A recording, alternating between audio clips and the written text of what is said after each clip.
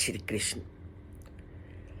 श्री कृष्ण की सर्वश्रेष्ठता को जानते जानते आज हम उनके कुल के विषय में जानते हैं कि उन्होंने किस कुल में जन्म लिया और उसमें अपनी श्रेष्ठता का वर्णन कैसे करते हैं।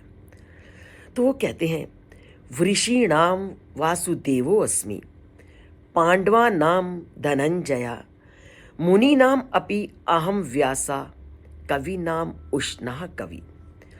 कोई ऐसी चीज रह ना जाए जिसमें श्री कृष्ण की श्रेष्ठता का वर्णन ना हो।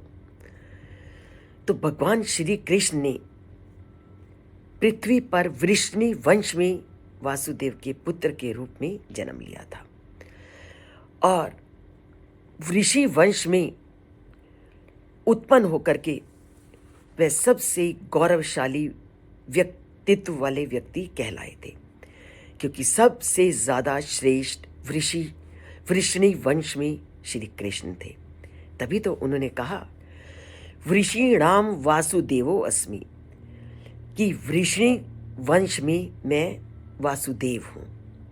और क्या कहते हैं, पांडवा नाम धनंजया, 5 पांडु पुत्र हमेशा से प्रसिद्ध रहे हैं और उन 5 पांडु पुत्रों में अगर सबसे श्रेष्ठ हैं तो वो थे अर्जुन, और उनको श्रेष्ठ धनुधर, श्रेष्ठ योद्धा के रूप में सब जगह स्मरण किया जाता है।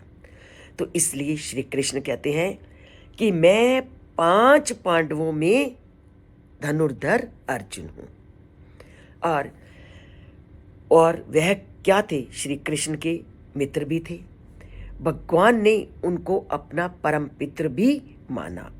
इसी प्रकार अगर हम मुनियों और ऋषियों को देखें तो उसमें वेद व्यास का स्थान सबसे विशिष्ट माना जाता है, और ऋषियों और मुनियों में वेद व्यास को श्रेष्ठ माना जाने के कारण श्री कृष्ण अपनी समानता का वर्णन उनके साथ करते हैं। और ऋषि वेद व्यास को बादरायण और कृष्ण द्वैपायन नामों से भी जाना जाता है। उन्होंने वैदिक ज्ञान को अनेक प्रकार से प्रस्तुत किया और मानव मात्र के कल्याण के लिए उन्होंने अनेक धार्मिक ग्रंथों की रचना की। और ऐसा भी माना जाता है कि जो वेद व्यास थे वो श्री कृष्ण के अवतार थे। और श्रीमद् भागवत में जहां अवतारों का वर्णन किया गया है वहां पर स्पष्ट रूप से ये वर्णन किया गया है कि वेद व्यास श्री कृष्ण के अवतार थे। उसी प्रकार अगर विद्वानों का वर्णन किया जाए तो शुक्राचार्य को श्रेष्ठ विद्वान माना जाता है और उन्हें नीति शास्त्र के ज्ञाता के रूप में जाना जाता है, और उन्होंने करुणापूर्वक असुरों को अपना शिष्य बनाना स्वीकार किया और उनको उन्नति का मार्ग दर्शन किया, और उनकी विद्वत्ता के आगे उनकी विद्वत्ता को भगवान की विभूति के रूप में जाना जाता है। और वो बहुत अधिक विद्वान थे, इसलिए श्री कृष्ण कहते हैं कि मैं क्या हूं, शुक्राचार्य विद्वान हूं, क्योंकि शुक्राचार्य विद्वान से अतिरिक्त कोई और विद्वान नहीं था।